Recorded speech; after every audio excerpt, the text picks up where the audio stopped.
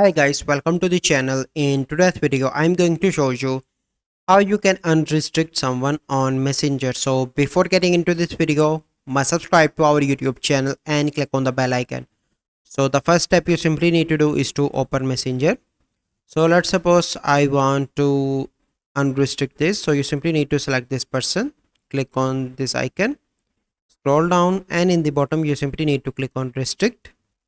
Okay, so now I'm going to show you how you can unrestrict that person because that person is not showing in my conversation here. So you simply need to click on three bars on the top left and click on the gear icon, and from here you need to scroll down and click on privacy, and here you can simply need to click on restricted accounts, and then you simply need to select this account and click on unrestrict. So now you can see that this person is unrestricted.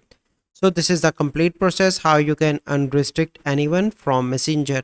So I hope you find this video helpful. If you find this video helpful, must like this video, subscribe to our YouTube channel for future videos. We'll see you in the next video. Thank you. Have a good day.